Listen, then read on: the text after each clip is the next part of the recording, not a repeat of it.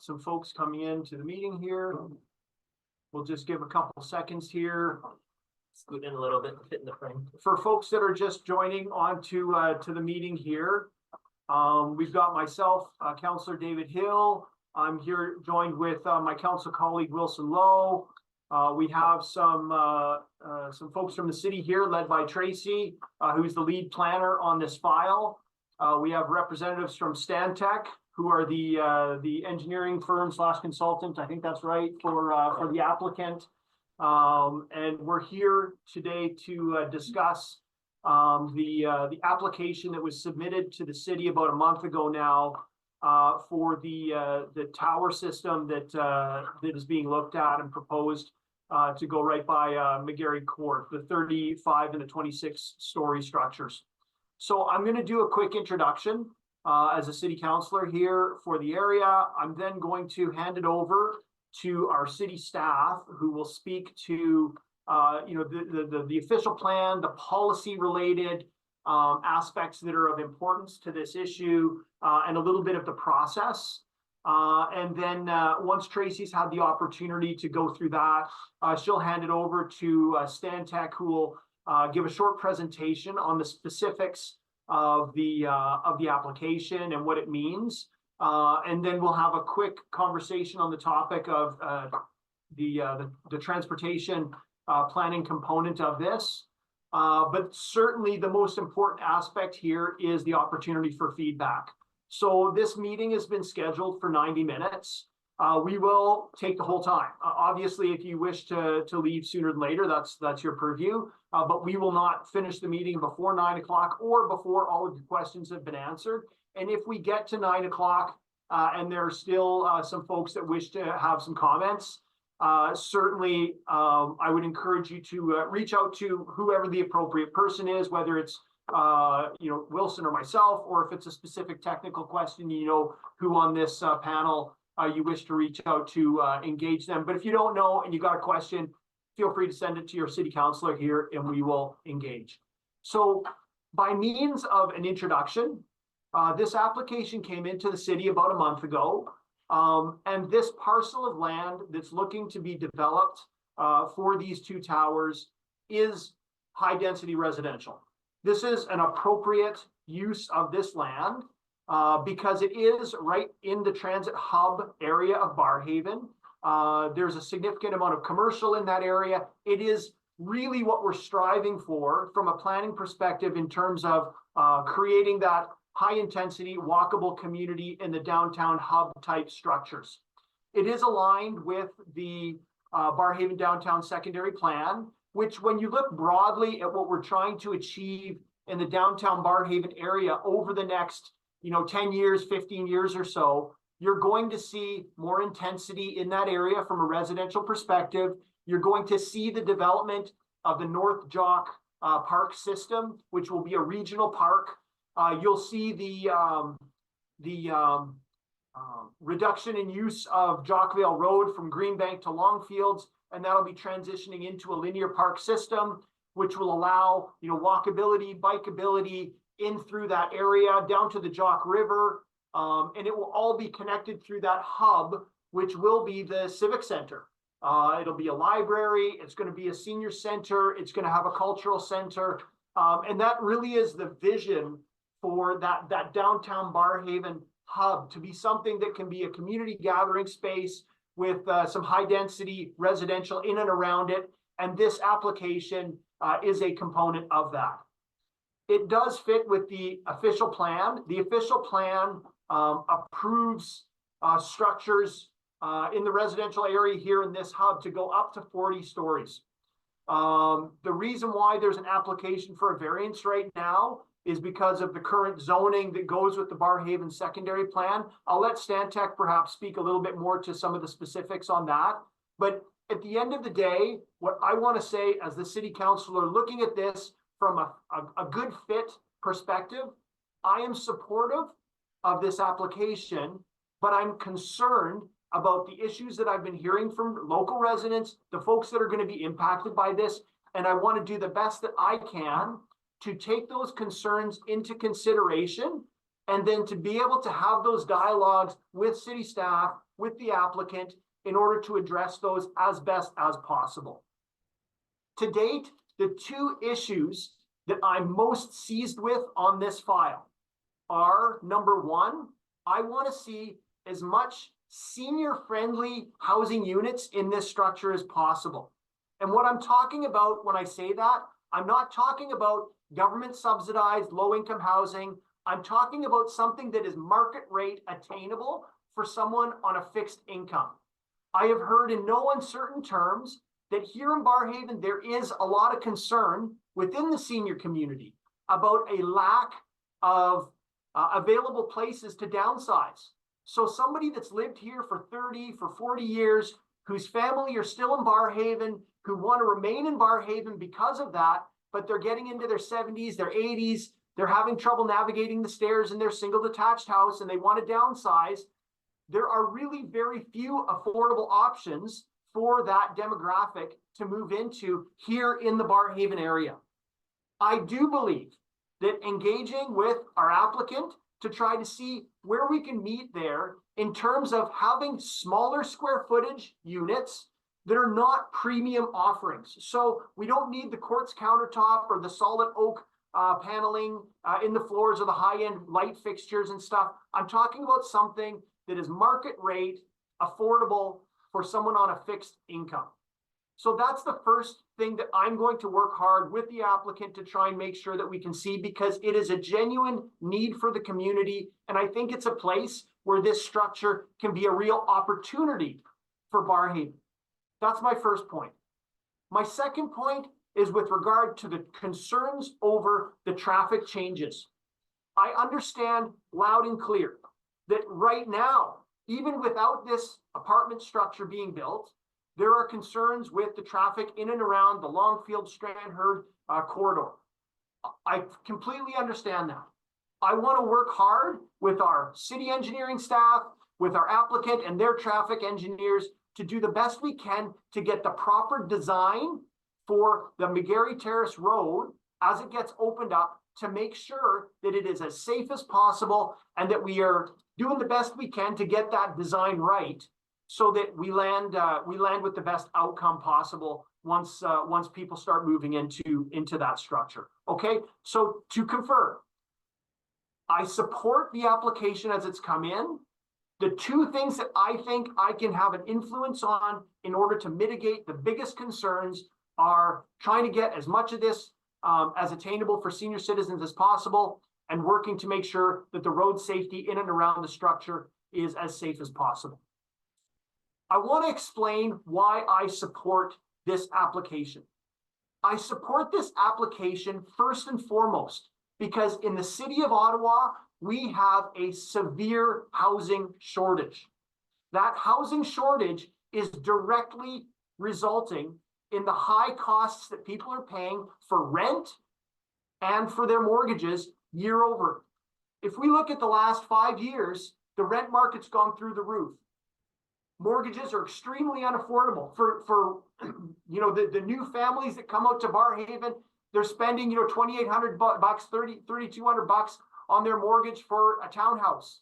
It is hard enough today if we don't address the supply issue for our housing. And this is an opportunity where there's an opportunity here for us to see additional units come on the market in a transit corridor in exactly the type of place that it makes sense to see intensification. Now, I understand that there's concerns with what does the density mean in terms of traffic patterns, in terms of safety, in terms of the existing amenities.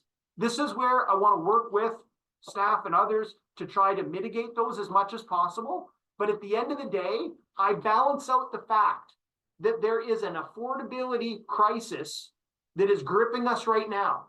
And if the city does not take aggressive action to encourage the investment in housing supply, we will continue to see the pattern of housing and rentals getting more and more expensive, and we are going to price out the next generation from the ability to actually afford a quality of life. So I'm trying to manage as much as I can here to do the best I can for the community. I have spent with my staff a significant amount of time looking at this proposal, working with the applicant and staff to try and get this to what I think is the best outcome. And I'll just say, we aren't really in a position of full power in terms of, doing exactly what everybody wants to do here, because I've heard people tell me they want this parcel to just be a park. Well, it's not going to be a park because it is zoned residential. It will be high density. It will be a tower. So what can we do there? Well, we can work to try and mitigate the concerns. If this was to go to the Ontario Land Tribunal will favor the developer on this because this application is within the official plan. So we need to understand a little bit where our place is in this. And my job is to represent the concerns I'm hearing to try and mitigate those as best as possible. So we have an opportunity here to improve our housing supply, to address the concerns with the traffic issues, to address an opportunity for some seniors residential here in the community, for an opportunity to move towards the spirit that we have for the Barrhaven Downtown Secondary Plan and how it fits with the commercial, the green space, and the other existing built form structures we have in the Barrhaven Downtown. And that's what I want to work towards. So I'm going to sum that up there. I'm certainly going to be available from a panel perspective once it comes time for questions. And I'll hand it over to Tracy to speak from a city planning perspective on the process and perhaps some next steps. And I think you might have a presentation. I do. We'll just get that loaded up. Oh, I did already. Okay, so good evening, everyone. While we just wait for my presentation to be uploaded, my name is Tracy Scaramozino, and I'm the file lead for this project. And I just want to give you a bit of policy context in terms of the rules that the city reviews in order to understand how this application gets reviewed by the city. So not sure if we're having some technical difficulties, but I'll just start and then we can just kind of get the slides to meet up with where I am. Yeah.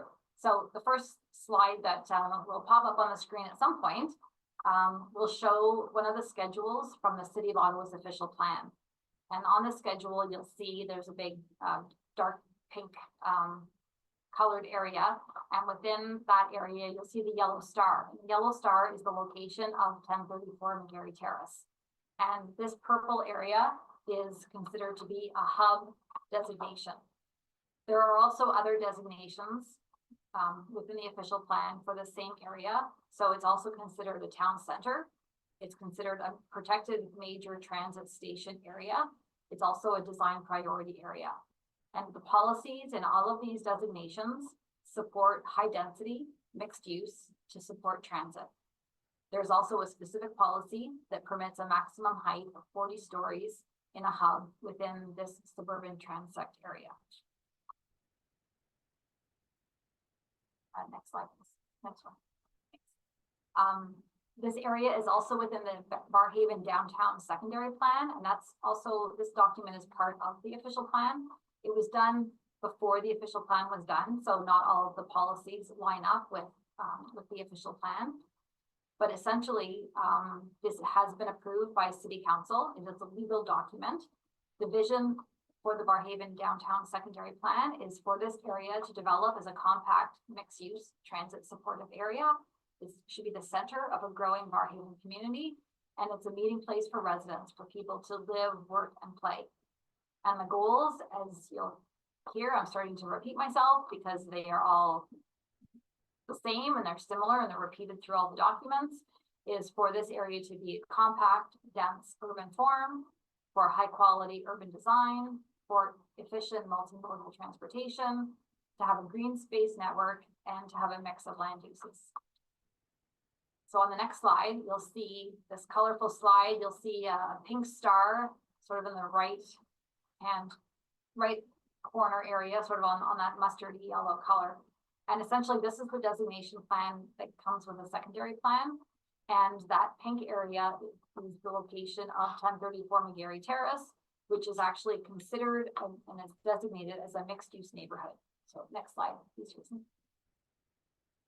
So again, to repeat myself again, this mixed use neighborhood policies, again, they support transitioning from the station area, which will be the area where the Walmart is and to the west, closest to the transit station.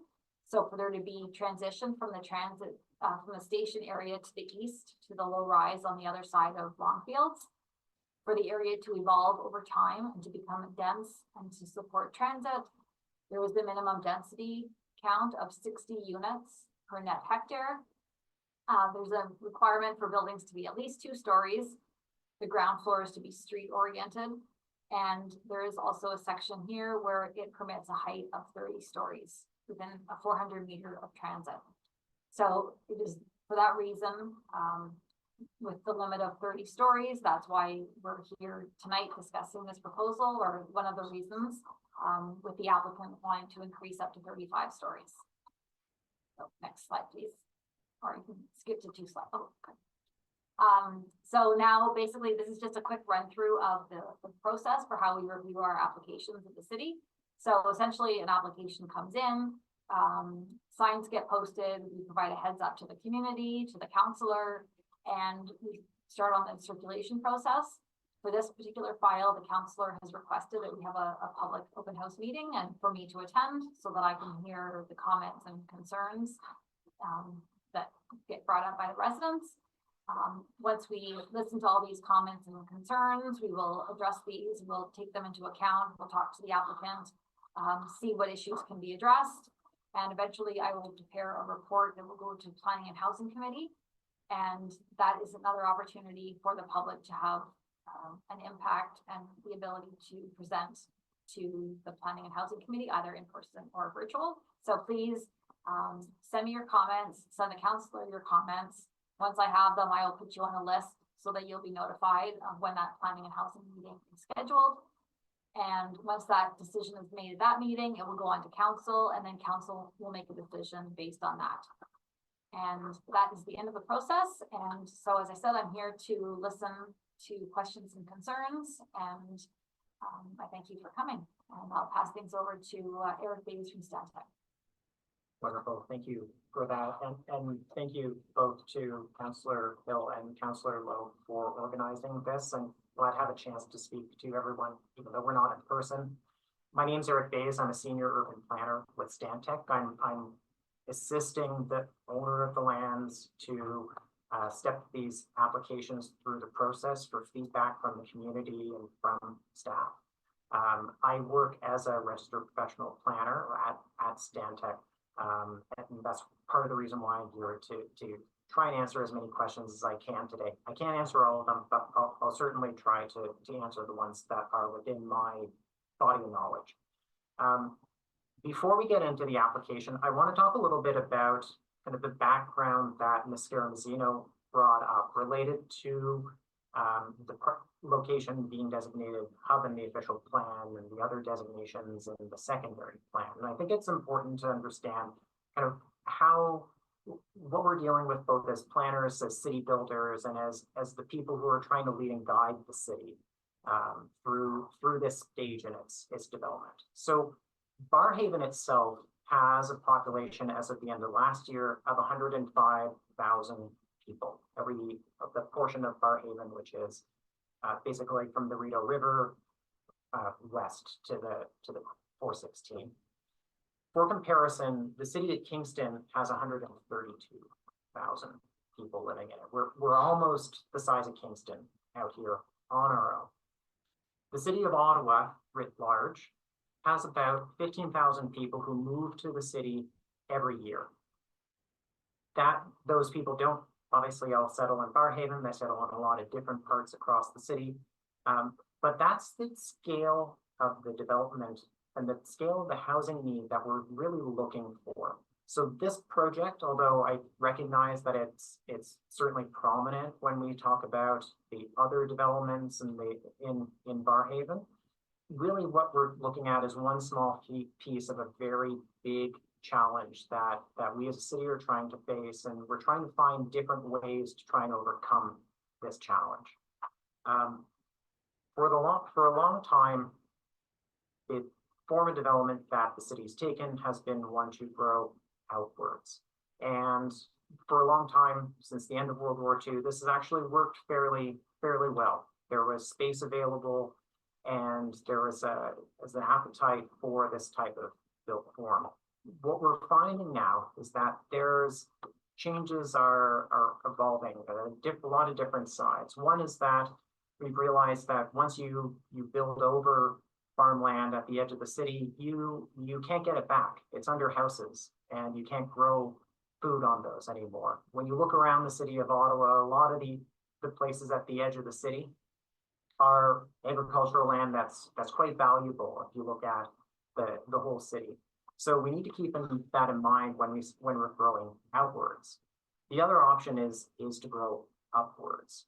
And that's what has been happening in the city for the last several years, and it's continuing to happen. We're starting to see how the skyline has changed in a lot of different parts of the city, not just in downtown, not just in the inner urban areas, but in places like Canada, out here in Barrhaven with some of the other recent developments, as well as in other little sub-nodes throughout the city.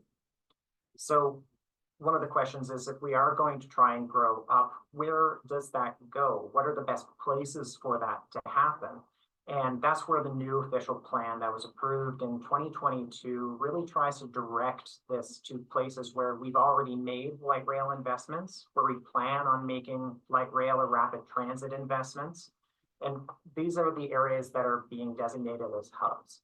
So these areas are those pink blocks that Ms. Mazzino mentioned. And that's why this location here in Barrhaven, not here because we're in Walter Baker Place right now, but why this property is one of the places that we're looking at these higher density developments, where we're looking to try and evolve these areas from these lower density, often commercial, often single story retail places into these higher density mixed use places, to focus them around these public transit nodes as an opportunity to build communities where people can walk, where you can support little local stores and businesses and provide services within these 15-minute neighborhoods.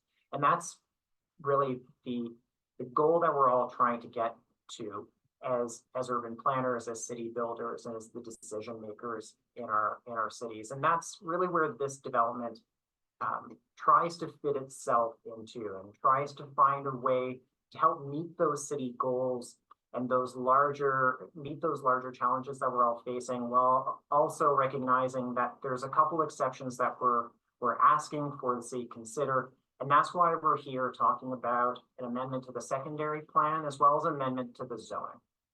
So first I'll introduce the actual application, and then we can go into what are those changes that we're looking for. So the application is for 2 towers at the corner of what will be Marketplace and McGarry Terrace. It's 2 residential towers with at-grade commercial, so small storefronts that face on to what will end up being Marketplace Avenue, as well as the corner of Marketplace and McGarry Terrace. The 2 towers are 35 stories on the west side and 26 stories on the east side, going to lower heights as you continue on towards Longfields. And in between the 2 towers, there's a link of approximately 10 stories in height, with a courtyard that faces towards Marketplace. About 440 square meters, which is about, I think that's about, I don't know what that is in square feet. So that's approximately 4,000, a little bit over 4,000 square feet of area. Designed as a public plaza, it will be maintained by the property owner, but it is accessible to the public for their use as well.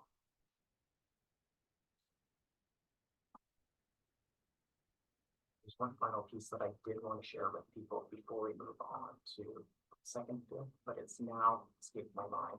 But it may come up as we continue talking. Sorry about that. Do you want to make comments from a transportation perspective? If you want. Yeah, Quickly.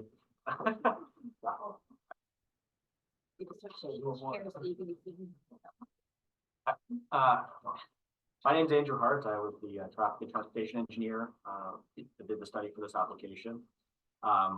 very high level review of the study, as being accepted as part of the zoning, application to date.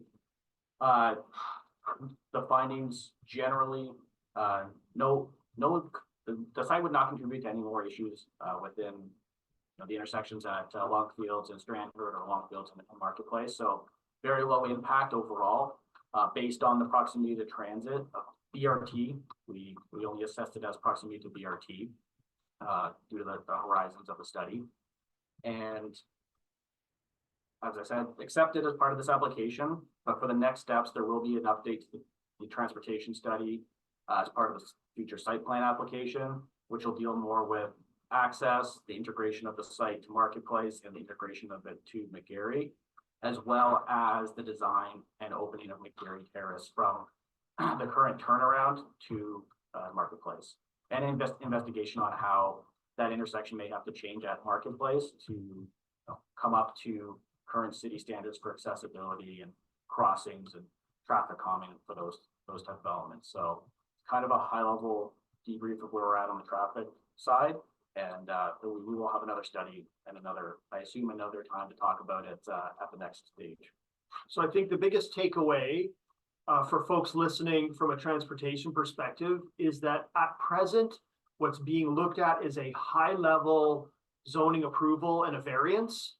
As we move forward in the process, the granularity in the transportation safety planning and the transportation system planning will get much, much more detailed. If you have concerns, comments, ideas, suggestions on any aspect of transportation concerns for this project, either reach out to myself or Wilson. We can have a conversation to make sure that that's taken into account. Because as I said at the outset, I know that one of the top concerns people have are the impacts on traffic, and we want to do the best we can to mitigate that. So without further ado, I will let my colleague Wilson have a couple words here as well. Thanks. Really glad to see everybody here tonight. David sort of covered most of what I had in mind really about this development, but to build on his transportation comments, we are looking at a longer term plan for Marketplace Avenue, especially the intersection with Longfields where Pierre Savard is, as the area continues to develop per the Barhaven Downtown Secondary Plan. So, understanding that I have gotten a lot of concerns, feedback, and supportive comments from residents so far. I'm sure David has as well. I'm looking forward to sort of hearing what you all have to say or ask today, and I guess we'll open up the floor to questions unless Eric remembers.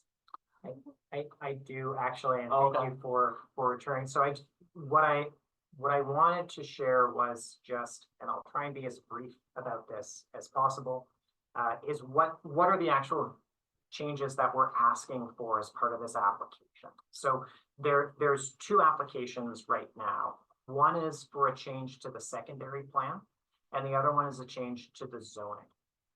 We're not talking about a site plan right now, and I'll slightly separate those two, because oftentimes the answers that we'll have today won't go into the details that are often answered through the site plan process. Things like landscaping, things like the types of materials a building will be made out of, things like what will that plaza actually be designed in. Those are things that are dealt with through the site plan process. What we're trying to talk about today, and what we want to particularly hear about, we do want to hear site plan related questions or comments from you as well, Ms. Scaramuzino, and so you take those into consideration when they review the site plan application.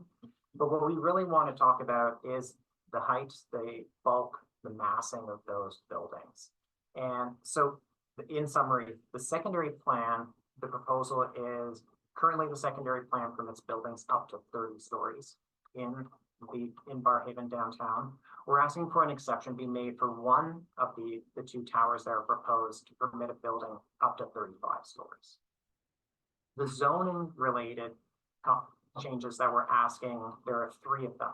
The first is a request to increase the permitted height, also to permit a 35-story building to match up with the change we're asking in the secondary plan.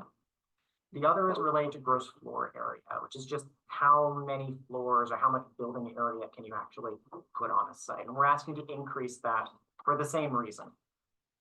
And final is a reduction in one of the setbacks to the north of one of the towers. And the reason for that setback is because the north part of that tower actually bumps onto the current turnaround circle of McGarry Terrace. That covered. That's what I was forgetting. Okay, thanks very much. So let's move into questions. A quick shout out to somebody named Pretty Fly for a Wi-Fi in the meeting, by the way. All right, who's doing this? So first question is from Carol. Hello, Carol. Hi there. So I have a concern about the height of these buildings. I know people are in the chat, people are saying, you know, there are going to be sprinklers there, it's no problem. But if, for example, the elevators aren't working and I'm a senior who's 72 years old, I still have legs that work, but I don't think I'd want to run down 36 flights. So what is the contingency plan, let's say, for an emergency where the elevators don't work and people have to leave? What's the plan? Yeah, no, it's a reasonable question, and it's something that's brought up by a lot of people, especially when we're looking at places where towers like this aren't common. What I can say is in terms of, you know, there are stories, day-to-day maintenance related issues, and some older towers where you have elevators that are down, they don't work, people are trapped in their apartments. These types of towers is one of the requirements today is to provide multiple elevators for towers. That would be needed for towers of this height regardless. Talking about things like fire safety, it sounds like there's a conversation going on that I don't see the comments to right now, which is hopefully a positive one. Sprinklers are certainly something. There's a lot of different, very complex fire suppression, fire isolation measures that are put in. These are all building code related. I can't speak to them specific as a planner, not as an architect. But I know that there's a lot of these different measures that are put in place to make sure that in the event that the worst happens, there is an evacuation that needs to happen in a building like this. You can really select where do people really need to evacuate from. And the other thing I'll add too is that Ottawa Fire Service is an absolutely incredible organization. Some of the most talented people and the most incredible profession I've ever seen. If they can evacuate any type of building, they are the right people to do something like that, much like what happens in other cities that have towers of this size. The next question is from Zaid.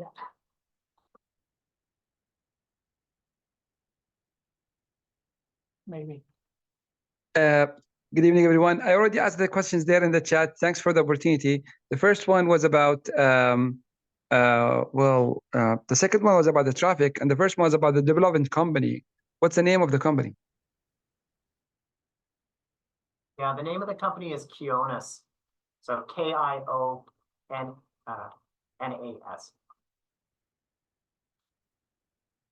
And sorry, Zaid, can you spell out for us your question about the traffic?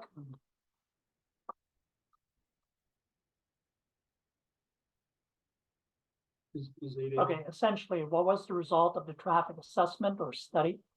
Had the assessment result been incorporated into input into the traffic planning and any public transportation plans for the future years surrounding the construction of this building? Yeah, we did the forecast of the traffic. Most people are concerned about cars, so it's probably about 50 cars in the morning rush hour and in the PM rush hour is what we forecasted. We assessed the network around for now, the build out, and 5 years after for the Ottawa guidelines.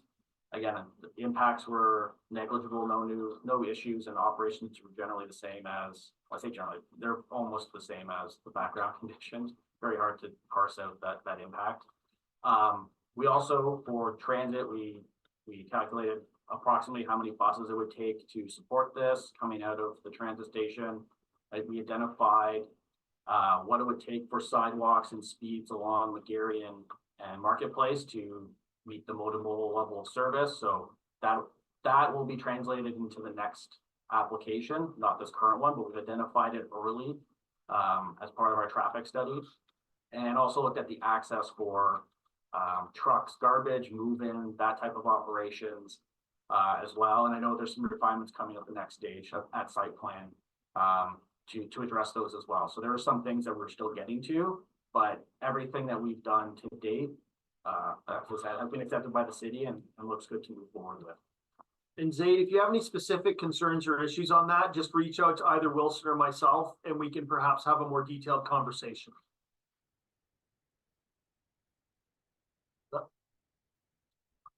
The next question is from Paul. Greetings, Paul. Hi, Paul. I hope. Can try it again.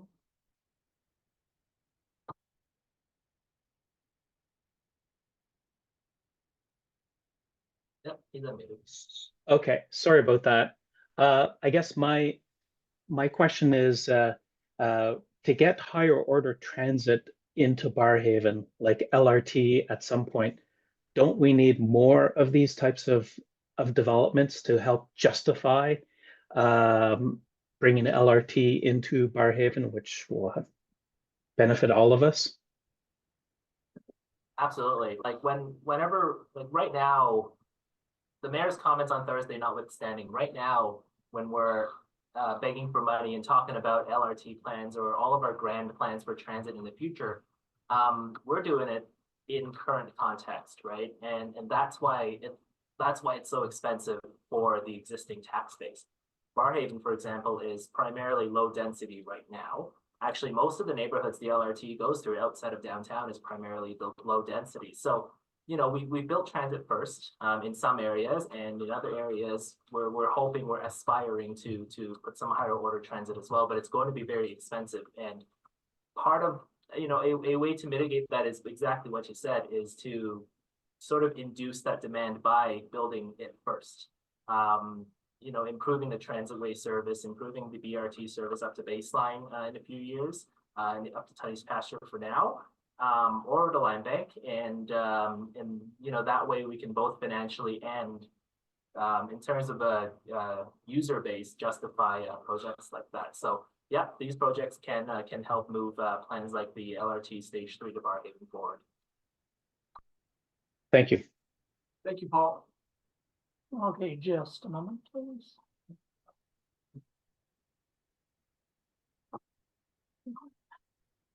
Next is for Sami. Hi, we're Sammy. Hi, can you hear me? Loud and clear. Yep, loud and clear. Yeah, thank you for giving me the opportunity. Any kind of development is really welcome in our community, but the worry we have is, as many people mentioned, about the public transit, plus that little area where this proposal is supposed to be built. The sidewalks are very, very narrow, and that area is really very, very busy. And I am not sure how 30 plus towers can actually hold that place. I pass that location every single day, and it's always jammed. I drop my kids to the school. That place is very jammed. So I am not sure how that place can handle. I mean, we are generally not against in high density, but I think that spot is not the best place. In addition, in Barrhaven, the only big plaza for business, we have only that area. So you go all the way down to Half Moon Bay, and there's no any other business centers where people can buy. So we can see easily, honestly, all the business areas are very much jammed. Sometimes you can't even get anything done. So will the city look into those things before approving such kind of development? Thank you. Yeah, thank you, Warsami. I'll start by just saying, certainly we are looking at an integrated, long-term deliberate plan for what the Barrhaven downtown will be and how it will grow and develop over the next 10 years. And this is a component of that.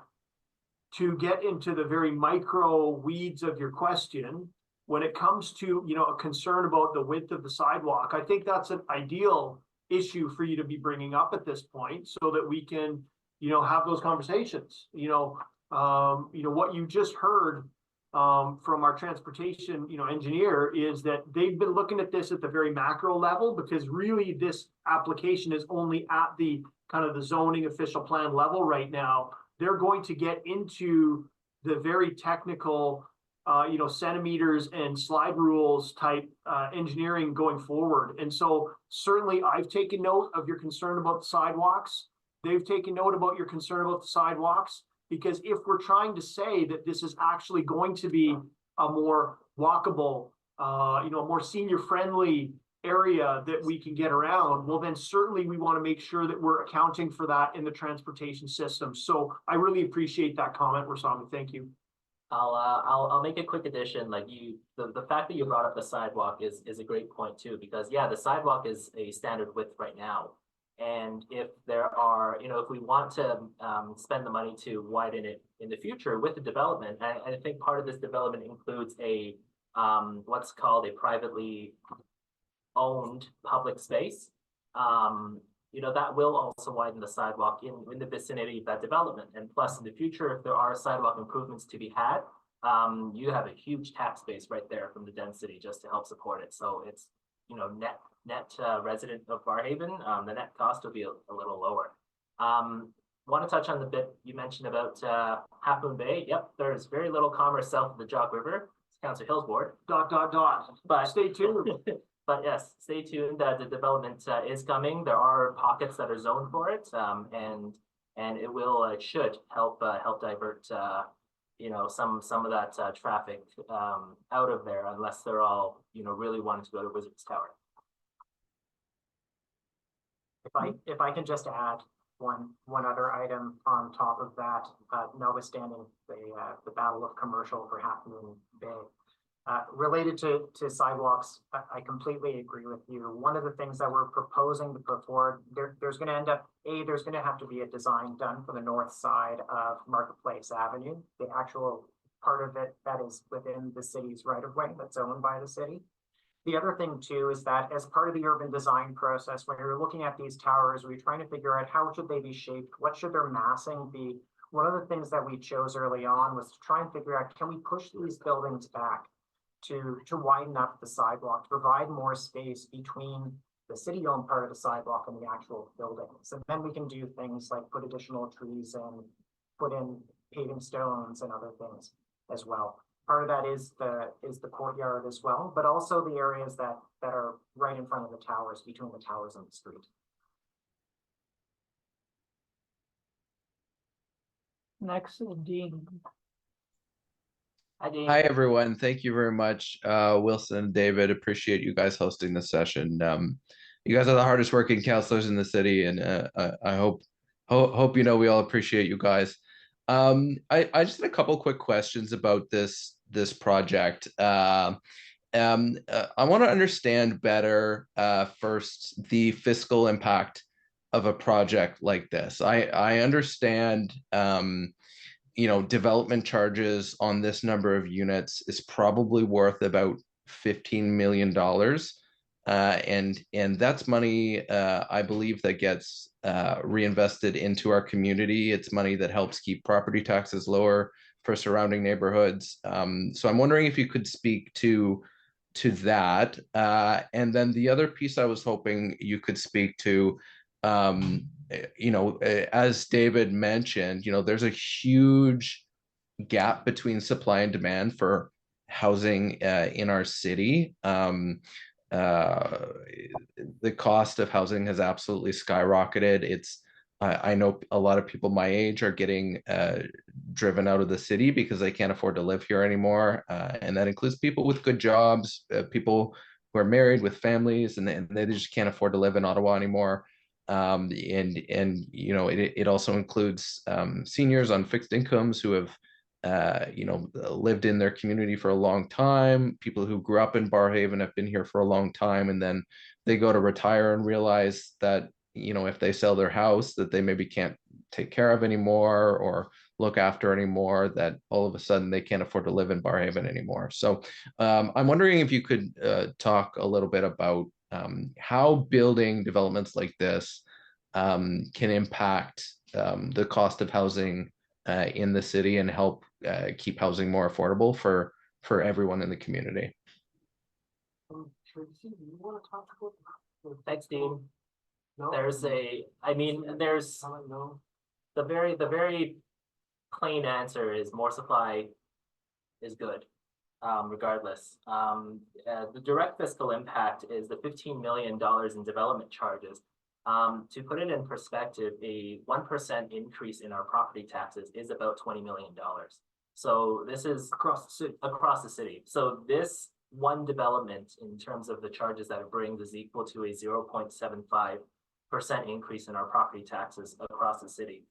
The indirect fiscal impact is, of course, to our local economy, right? We have a lot of businesses in that area. We're going to have some ground floor retail as well there, and you know, when you have that many people, I know it's just a Walmart, but it's still a business. And when you have all those people there, you know, they're going to walk, they're going to bring some life into that area as well. You know, the thing you mentioned about seniors who want to downsize and stay in the community, it sort of gets that cycle moving. Right now, that cycle is not moving because there's nothing for seniors or anybody to downsize into, right? So, you know, it gets the cycle moving so that people, like, you know, I think a really good example is that if I sold my house now, I couldn't afford to buy it back.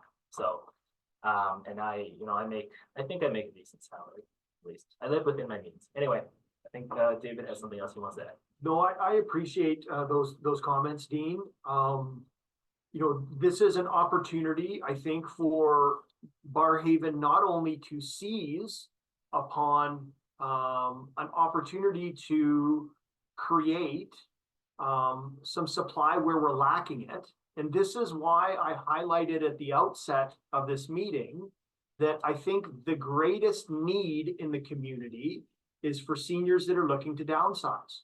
I have the ability to, you know, to work hard to advocate on behalf of the community on core issues. That is the issue that I've taken with this development. I cannot go back and say, you know, I want the A+ perfect solution, which would look like, you know, something that's not reasonable. Because as I said, when we start getting outside the scope of what's reasonable for a residential tower, we will be told by the Ontario Land Tribunal that you will get what you get. So I'm trying to work within the parameters of, you know, what are the concerns that we're most seized with, and I think trying to get more seniors into appropriate structures that are safe, that they can afford on a fixed income, and then taking the advantage of the opportunities that come with that. You know, from a fiscal perspective, that's a net benefit afterwards. But thank you for your question, Dean. I appreciate it. Next question is from Colette. Hi, Colette. Hi, how are you? Well, how are you? Fine, thank you. I'm a senior, so I would say that I agree with basically that we need more housing in Ottawa. I would not go into a 35-story building simply because I find my concern is the height. So there's a couple of things I'd like to ask. One of the things I lived through when I was very young was being flooded. And I was flooded with my house because at that time I wasn't living in this area, I was living somewhere else. And they started building high density, but the infrastructure we found out for sewers and stormwater, what happened is that the density was too high for what the infrastructure was at that time. So my concern is the height of the buildings. I don't mind having high rises, but right now you're going to ask for that zoning to be changed. So will there be, for example, when we're looking at the current infrastructure capacity that's in the area of Longfield and Strandherd, can it handle the gray and black water capacity during any major weather events? Has there been any planning regarding that? We've seen in Montreal major areas that have been flooded. So will there be infrastructure that takes care of that? That's my first question. My second question is, when I moved to Barrhaven, they were putting up a fire station close to my home. There was already one on Greenbank and they put two. And I spoke to the fire chief at that time because they were so close together and I didn't understand why they were so close together. And they told me that Barrhaven South was going to basically, there's going to be a lot of residences there. But at that time, the fire chief told me that they needed 3 fire stations. So has there been any thought about the fire capacity for those buildings also? So those are my 2 questions. I can try and answer those to the best of my ability. My first caveat is like I mentioned before, I'm a planner. I'm not an engineer, but I will say that to your first question, so has stormwater, has water capacity, has sanitary capacity been considered? Yes, absolutely. We can't actually, that's actually something that has to be done now before the zoning is even considered by the city. So there was a servicing study or serviceability study that was prepared as part of the other different plans and studies that were prepared for this application. And it took a look at what are the sizes of the different pipes around, what type of capacity do they have, what type of capacity do the water pipes have, not just on a day-to-day basis when people are, everyone wakes up and takes showers and starts using water in the morning, but also what if there's an emergency and you need to get fire flows, which are much greater flows? Are we actually going to have enough water? Is there going to be enough pressure in those pipes? So the engineers, civil engineers primarily, do that type of modeling and they figure out, okay, if, considering the height of the spill and considering its water demand on a day-to-day basis, as well as in some type of an emergency, are we going to have problems? So the servicing report concluded, no, there's enough water for both fire flow, a worst case scenario like an emergency, as well as for day-to-day, both for this development, and it's not going to impact other existing or planned developments that are in the area. And I'll just touch, so for stormwater management, firstly, really sad or disappointed to hear that wasn't considered at the time you were previously living. That's definitely something that's considered now. Stormwater is stored, it's either stored on the roofs of the actual building. So you'll often see on flat roofed buildings that the walls go up higher, and that's because the roofs are actually designed like bathtubs, basically. And when there's storm events, water falls on those roofs, it sits there. The buildings are designed for this, so you don't have to worry about leaking, you don't have to worry about that weight. And then the water is slowly released over time into the storm pipes. And there's also often, in something like this, there may be things like cisterns that are underground that, again, gravity feed out. And then similar thing with sanitary. Sanitary looked at, and the engineers figured out a way to make sure that sanitary flows can be accommodated by the different pipes in the community. In terms of the actual water supply, in the last 10 years, there's been a second pipe that was added to sort of feed into Barrhaven. So, we have a lot more capacity than we did about, 15 years ago when the pipe at Woodruff and Hunt Club broke. When that pipe broke, Barrhaven, we had to restrict our water use pretty good. But now we have that second pipe that comes in from, I think from Riverside South. That provides us with that redundancy in the supply. Most of Barrhaven, I think all of Barrhaven, if anything, was built after drainage was a consideration for these developments, right? You go to City View and Nepean, and those places have ditches. That was built way before drainage was a true consideration of any development. But now you have parks with very large open areas that act as sponges essentially to soak up water. And you know, there's a lot of considerations in the system itself that prevent things like that from happening again. I'm assuming you used to live in an area that was older. I'll touch on the fire stations part because I am somewhat familiar with this topic. You know, Station 47, that's the one in Half Moon Bay, is intended for Half Moon Bay, but Station 44, a lot of those resources are actually, some of the resources, I should say, are actually shifting to Station 44, which is the one on Berrigan, to accommodate this high-rise growth that's coming to the whole Barrhaven downtown area. So there are a lot of moving pieces behind the scenes. Planning talks to all sorts of different city departments to make sure these things are thought of ahead of time. But you know, these are very valid points to bring up, and thanks very much for that. Colette, the last little piece that I hope is value to this conversation is I sit on the Environment Committee, and I can tell you that in this term, we have taken a very serious appreciation to weather resilience. And so when it comes to the discussion on issues like wind resilience, flood resilience, fire resilience, those types of considerations have taken on a new flavor, I should say, of interest. And certainly at the city council and committee level, that is something that we're very focused on. You will hear regularly conversations on the issues of resilience from an environment perspective, and floodwater and stormwater are certainly a key component to that. So I guess the short answer is I think we're on it. Thanks for the question, Colette. Next question is from Wendy. Hi, Wendy. Hi there, thanks very much. I did have a couple of questions in regards to the parking. The parking for the drugstore, the spa, the little cafe that we have in the building at the corner of Marketplace and Longfields as it stands right now. Sometimes they're parking on the street of I'm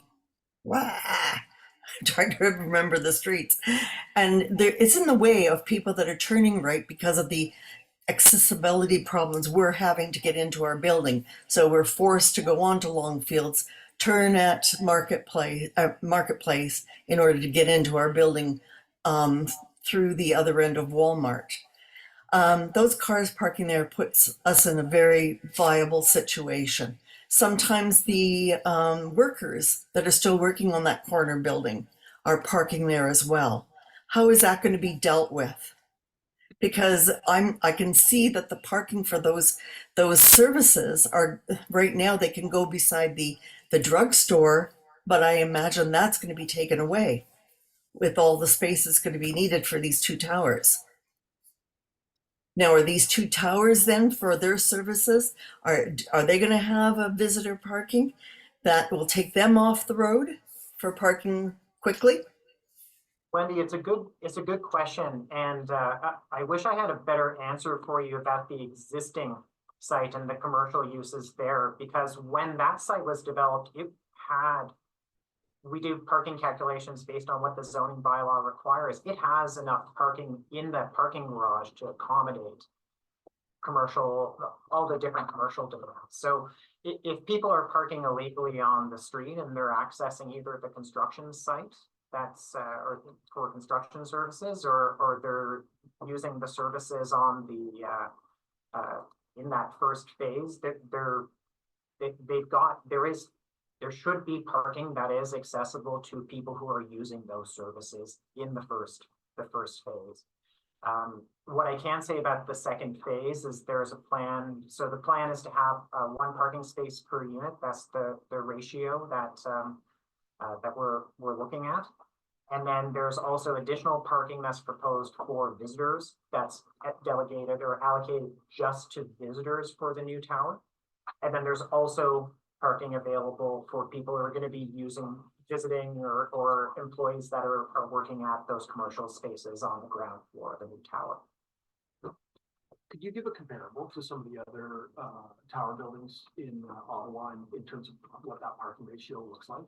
Yeah, no, it's a good question, and it's one of the challenges that the owner was trying to play with in this location. So if you look at a lot of these other high-rise buildings that are being built close to a lot of the light rail, closer to the core, in these hubs and pockets, mostly inside the green belt, you're talking about very low parking rates. So you're talking about less than one parking space per unit.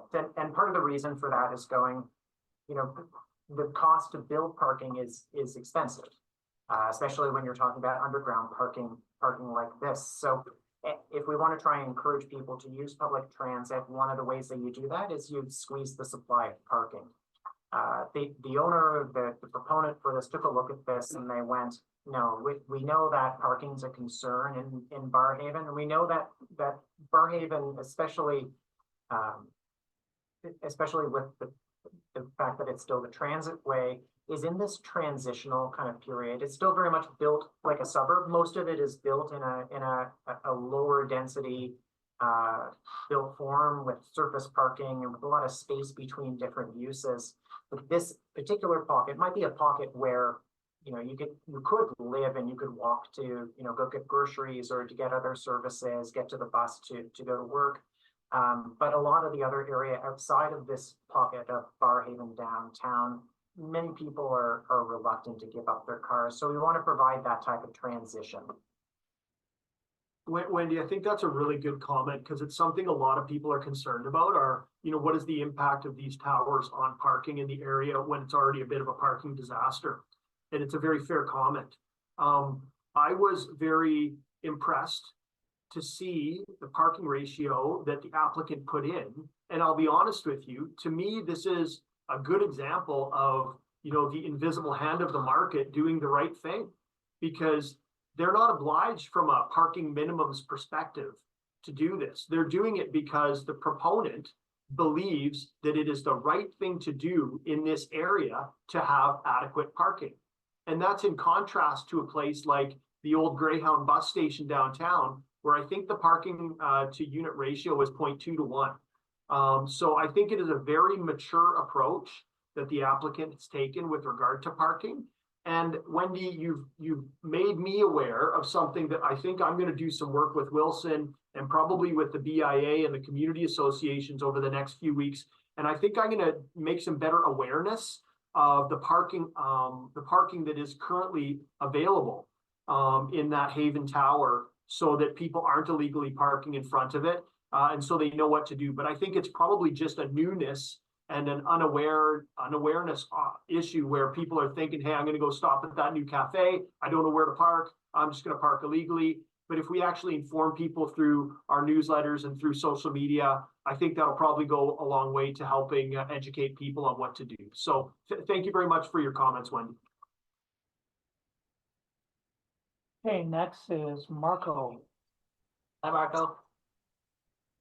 Hello. Thank you very much for the presentation. Really appreciate everything you guys put into it. And honestly, I really love the project. As someone who lives in an apartment building that's fairly tall myself, it's awesome to see, especially in places like Barrhaven. It was kind of on the topic of what was just talked about with parking. So you guys mentioned, obviously, the developer is putting in as many parking spots as they are because that's just what they feel like the area needs, which makes sense to me. I think Barrhaven's not going to become a 15-minute neighborhood overnight. Is there any possibility for, I guess, the parking spots to, at some point, like, let's say, because this building's going to be here for 50 plus years at this point. Obviously 20, 30 years from now, Barrhaven's going to probably look very different than it is now. Is there, I guess, like a possibility to have parking spots be converted to bike parking spots, let's say 20 years from now, and we see like, oh, maybe there's more of an appetite for biking in the area or walking and stuff, and less of an appetite for, I guess, like car driving and stuff like that. Is that something that's like a possibility for adaptability, I guess, of the parking use? Yeah, it's a great question because you're right. It's this evolution that we're trying to move towards a 15-minute neighborhood, but we're not quite there yet in this community. From a purely planning perspective, I don't see anything that would impede or stop people from, say, taking parking spots and converting them into other uses into the future, as long as it conforms with zoning and it conforms with building code. There's been other buildings across the world that have, just as parking demands have fallen, people have thought of other innovative uses for parking areas. it probably makes sense. There's some adaptability in there. You know, it could also become, you know, excess parking for other structures as things change. So I think, you know, smart planning would allow for something, but, you know, at this point, what I'm grateful for is that, as I said, the invisible hand of the market has done the right thing. And in this case, I think this is going to set everybody up for success on the issue that people are most concerned about, which is traffic volumes, traffic issues in and around, and the chaos of parking. So fingers crossed, I think we're in a good space on that one issue. Thank you for your comment. Next, we've got Margie.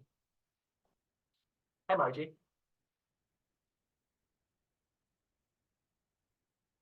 Let's try again. Okay.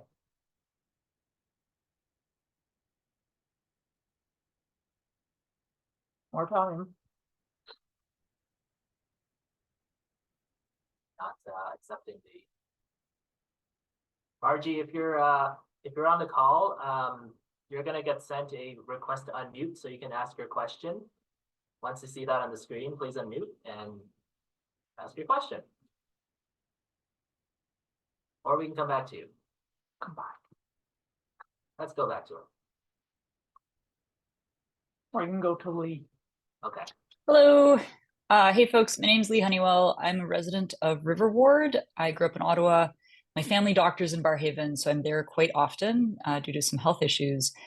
So very much here, folks, on the traffic issues. Sometimes it takes me 25 minutes to get there instead of 20.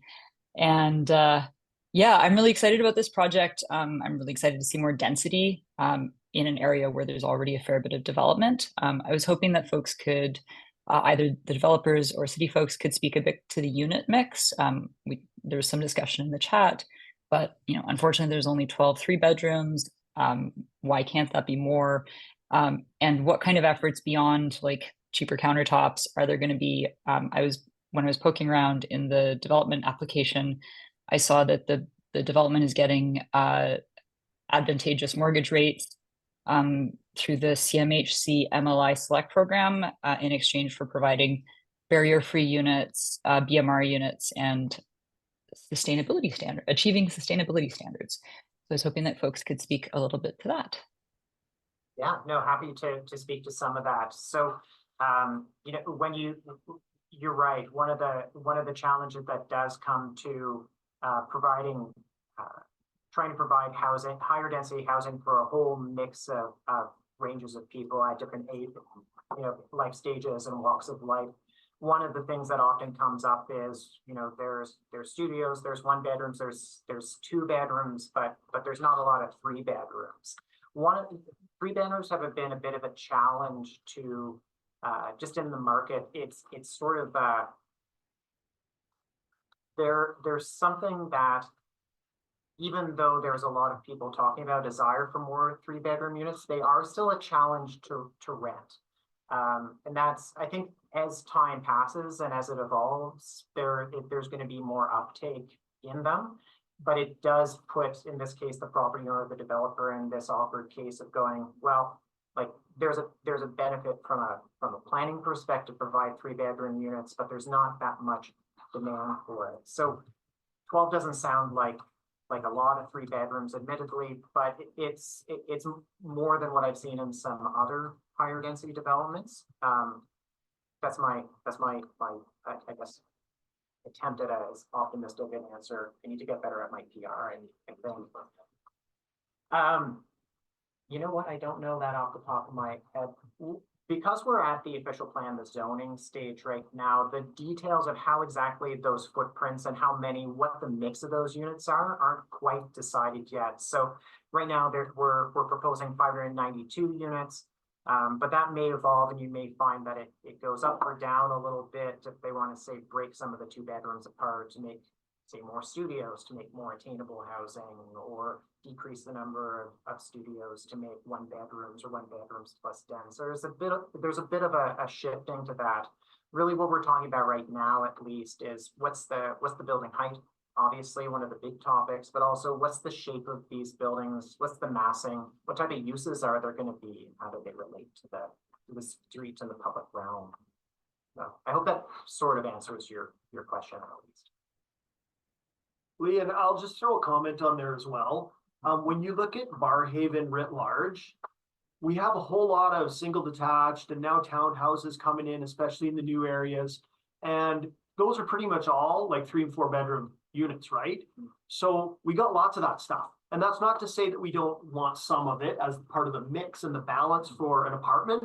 But as I said at the outset, if I could have my druthers and adjust, a few of those 3 bedrooms into like 4 studio or 1 bedrooms, well, those are, the people who are currently overhoused in a 4-bedroom house in Old Barrhaven who are in their 70s and can't manage the stairs that want to move into a smaller structure, right? So I think there's an opportunity for some win-win-win synergies to have. And those types of conversations are what's going to be happening over the next few months based on feedback like that. So I appreciate it very much, Lee. Next, we have Wendy coming for our second question. Wendy, round 2. Did we lose Margot? Margie? We've lost Margie. Okay. We're trying Wendy again. Hang on. Are there any text questions as well?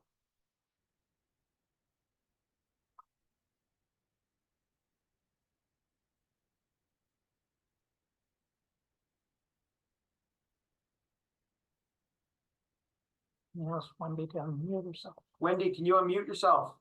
No. Okay, thank you. Am I unmuted? You're unmuted. Yeah. Round 2, let's do it. Okay, great. Okay, my other concern is McGarry Terrace. Currently, we have visitor parking across the street right now, which is typically filled right from the distance from the fire hydrant right on to Strandherd. What's going to happen in that case? The street's not going to be wide enough to keep that up, as well as have traffic both ways. So Any thoughts? Yeah, so Marketplace is actually designed as a local road, so that it to that standard today of what's built. So it would continue the same way. A local road, the width of that supports two-way traffic. Andrew, one. I think the question was about McGarry Terrace, though. Yeah. Oh, sorry, you said Marketplace. Oh, sorry, McGarry Terrace is to a local standard, yeah. So 2-way traffic with parking on one side. So that's the intention, to keep that and extend that to the south in the same configuration. We will have to look at traffic calming, 30-kilometer-an-hour designation for a roadway, making sure that visitor parking maybe it switches sides, who knows? Like that's something that we might investigate, or it stays on that other side.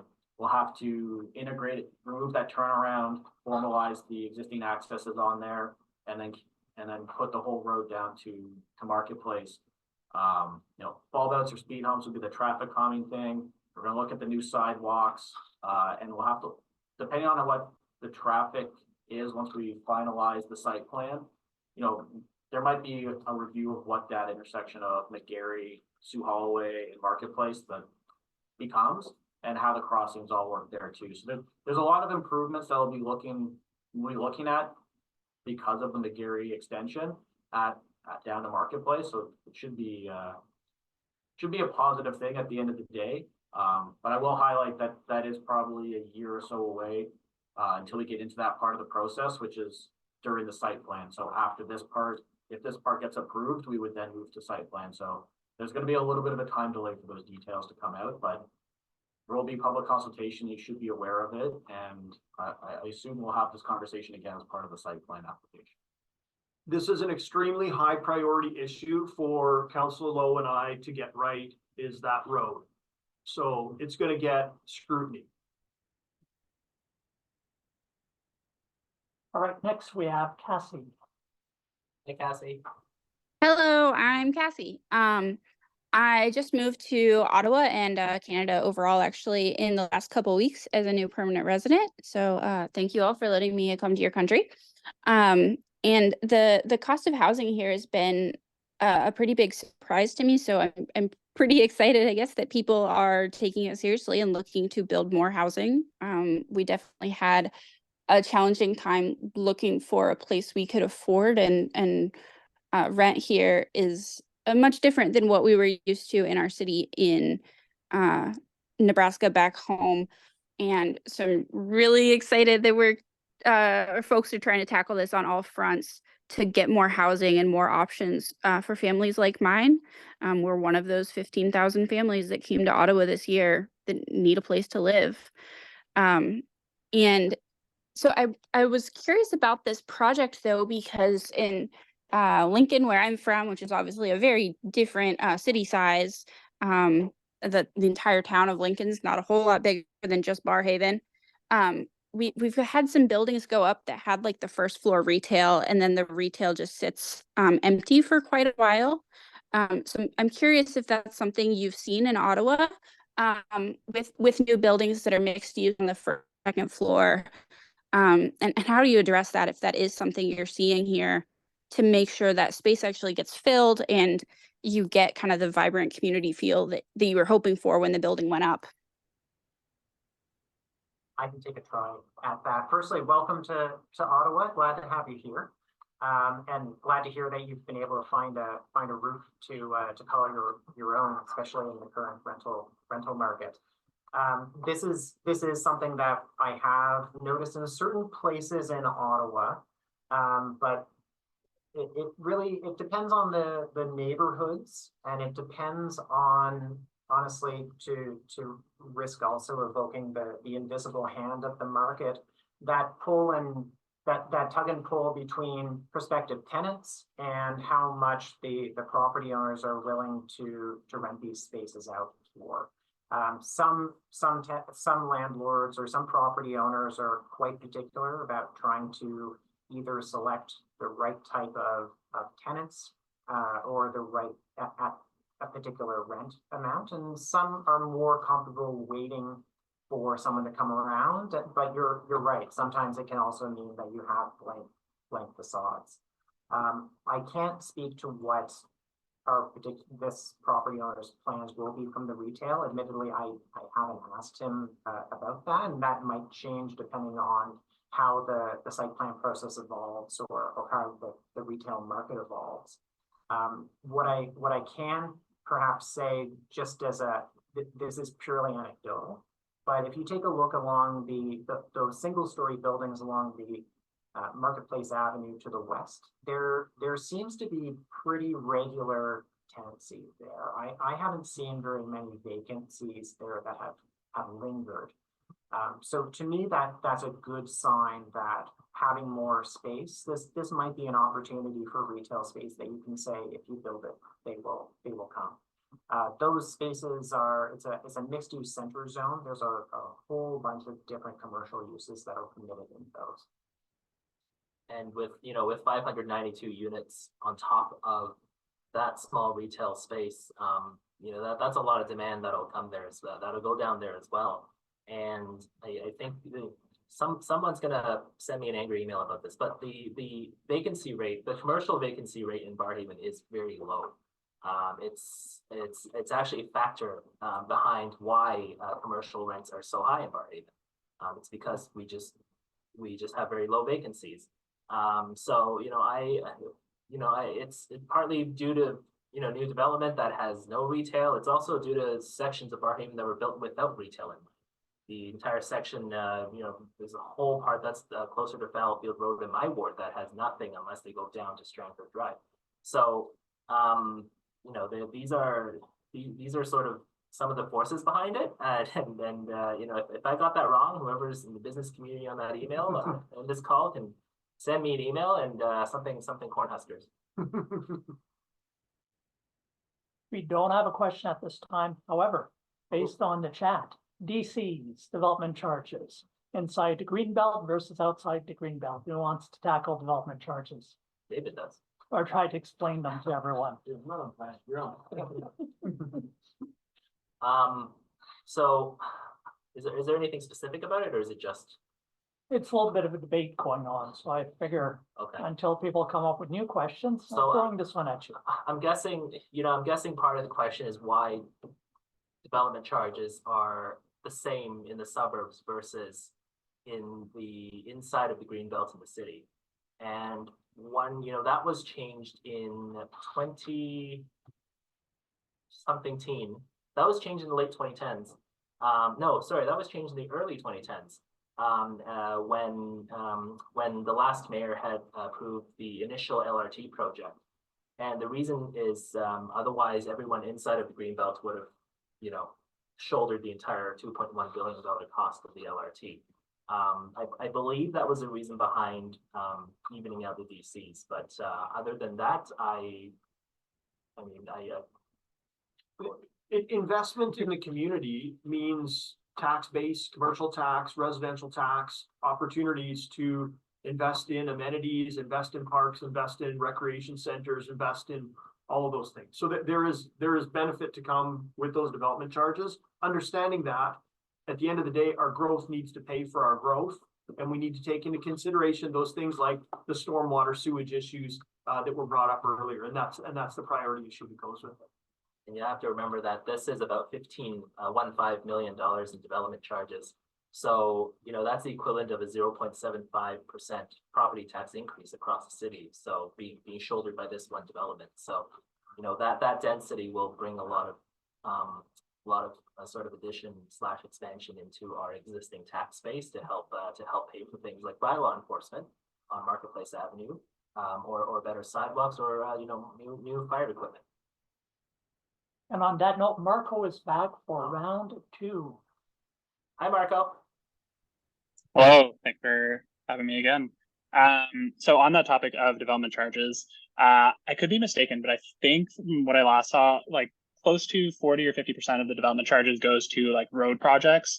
And as far as I'm aware, a lot of those are like road widening projects. Is there any plan, I guess, given that you guys have like a view for this area to become more transit dependent and be like more of a 50-minute neighborhood? Is there any view, I guess, of having a lot of those DCs going towards making road projects that are like making the roads better for other forms of transportation besides just, you know, taking your car? Like, is there, you know, bus rapid transit lanes that are going to be put in the area, or other forms of, I guess, like alternative modes of transportation that those DCs could go towards to actually build the areas that you're looking for? So thanks for the question, Marco. Without a doubt, the top infrastructure investment in Barrhaven over the next, you know, several years is going to be a Green Bank realignment. That will feed, you know, the traffic through Half Moon Bay. It will be multimodal, so there is a bus rapid transit component. There is protected bike and walking infrastructure that goes with that.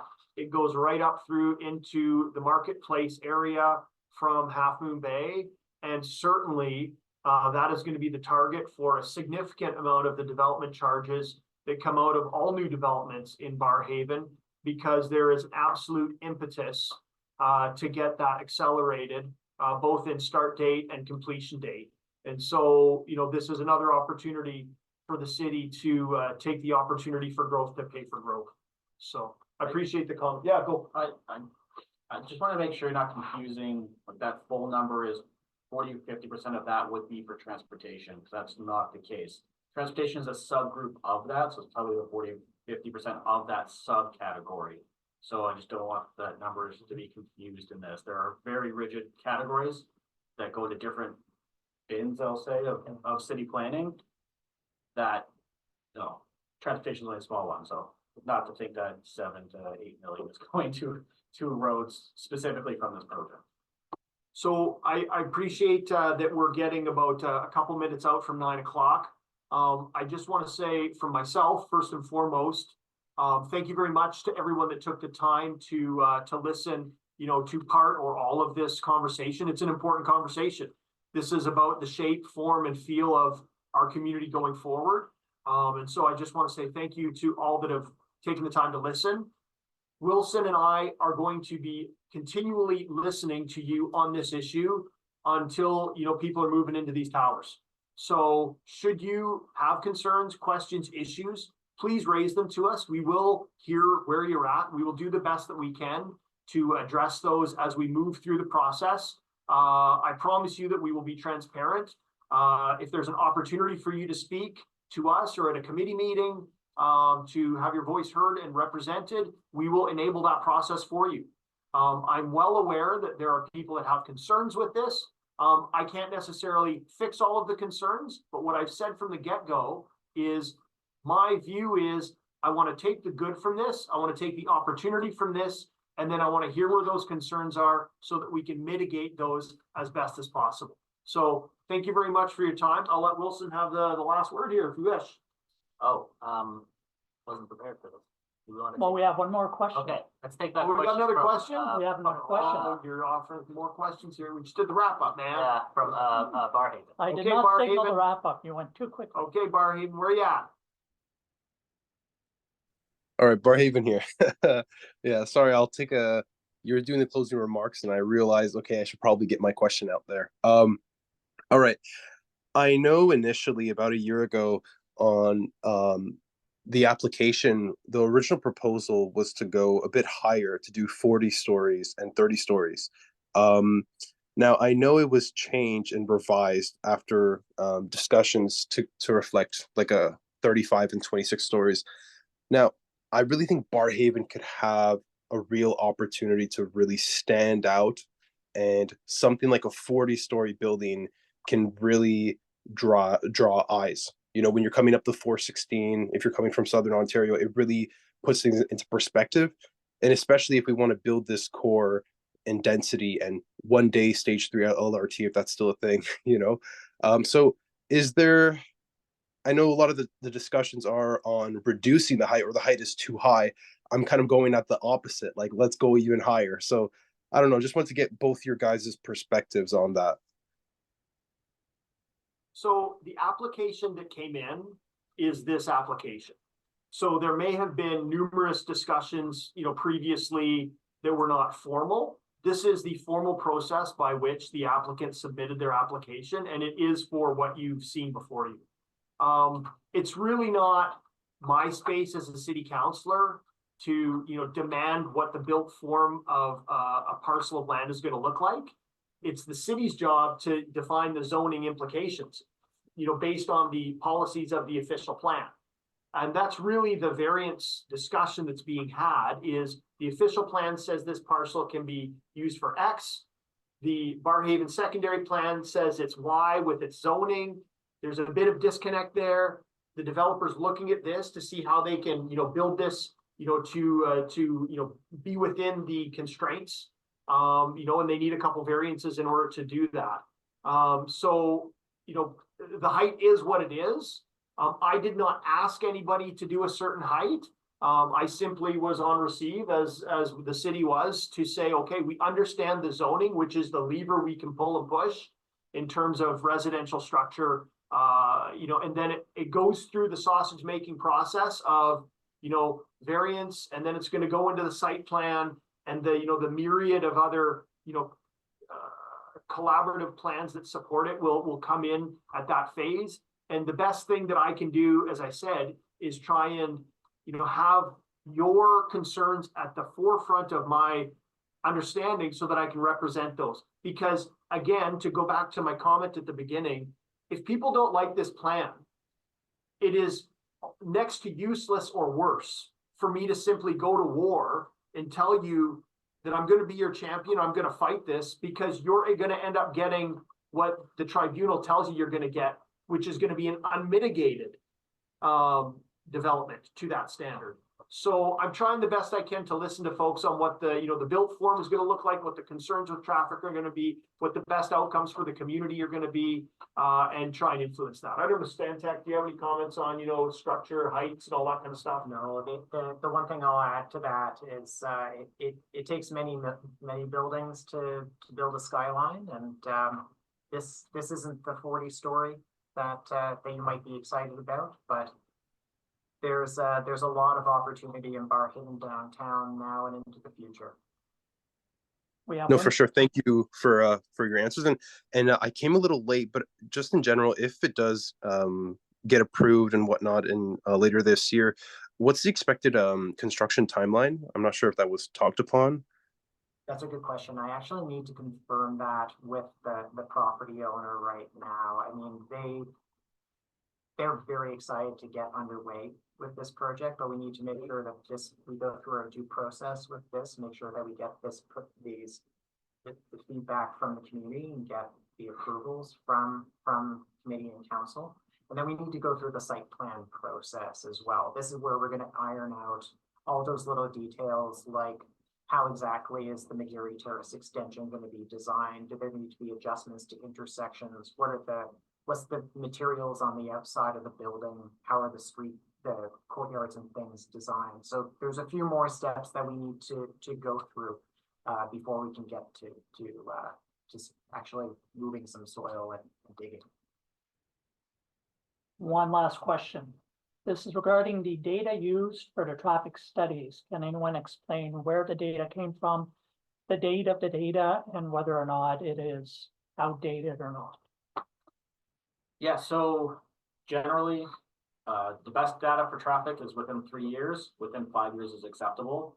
This data, the study was actually initiated during a lot of the closures and everything. So they were all from pre-2020, I guess, before March 2020.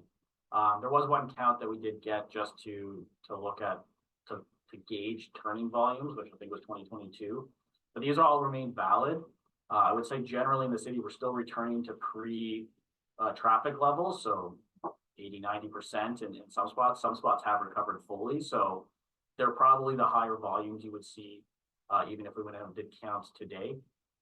So again, still within acceptable timeframes, and there's a little more background on how we get them. They were acquired from the city of Ottawa. And I think that 2022 count was, we did a third-party count to get it. So I think that answered it. And now, Councillor Lowe, your closing remarks. Well, since Councillor Hill's already done his closing remarks, I guess it's my turn. Now I want to thank you all for coming. These are very good questions. These are very insightful comments and feedback. And I understand, yes, there was some supportive comments and feedback that were made, but there's also some concerns that I know are still floating out there, particularly around traffic, the McGarry Terrace extension, and what was the other one? There was parking. There was one about parking as well. So these are things that David and I will work on, even though it's in his ward. It's one bar. Yeah, even though it's in his ward, it is one community, and that traffic will ultimately flow through parts of my ward as well. So it's something that we'll very much be working on over the next little while as this application progresses to site plan and eventually to construction pending approval at planning committee. Anything else for city staff? Tracy, any comments you have? Not really, no, just thank you for attending and sending me your comments so I can incorporate them into my report. Perfect, thank you. Anything else? No, thank you very much for those of you who have lasted through this full extent, and look forward to seeing what type of work we can do to solve some of the concerns that have been raised by the community and by you councillors. Thank you. You're good? I'm good. Thank you very much. Have a great evening. Thank you, everybody.